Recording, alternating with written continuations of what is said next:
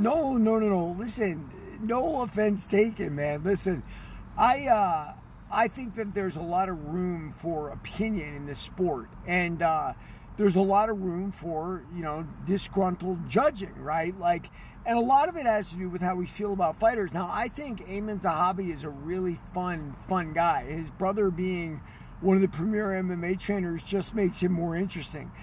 My point, and probably this is probably part of my problem with him, Zahabi does everything wrong. I mean, he's an awkward, herky-jerky dude that doesn't follow the rules of boxing. He doesn't follow the rules of Muay Thai.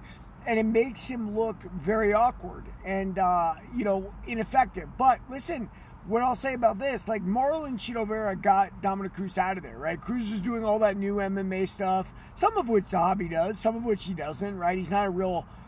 he's more one striker. He doesn't jump in with the front hand. Well, maybe he does a little bit.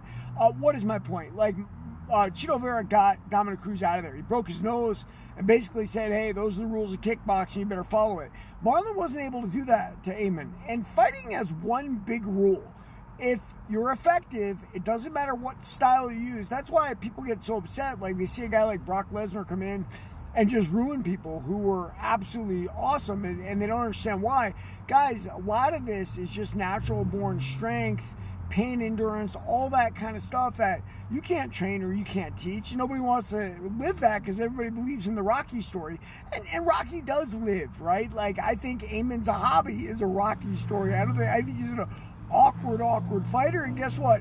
He's pulled off two close split decisions, once against a former legend in Jose Aldo, and one against a former top contender in Chito Vera. So I'm all about Zahabi winning. I think that's a lot more fun than having a resurgence of Aldo or Vera. So I'm okay with it.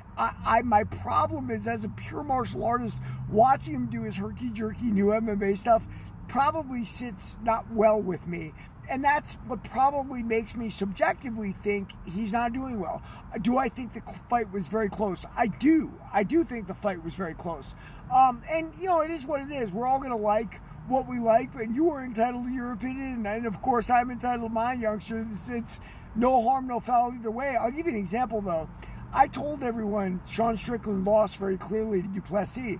And people yelled at me. They called me anti-American. What the hell are you talking about? Because Strickland's got a very stalling stand-up style, right? He stays in that Philly crouch roll with a check and a jab, and he tries to stall it out. But if you watch who put out most of the action in that Duplessis fight, it was Duplessis. And then in the rematch, Duplessis walked right over him, which I told you guys was going to happen, which nobody wanted to hear. But we get emotionally attached to fighters, man. I mean, that's just the way it is. And as far as the hobby goes, I think it's cool he won, man. I hope he keeps winning until he gets to a title, but he ain't winning one. No way. Everybody, like and follow for more on the fight game.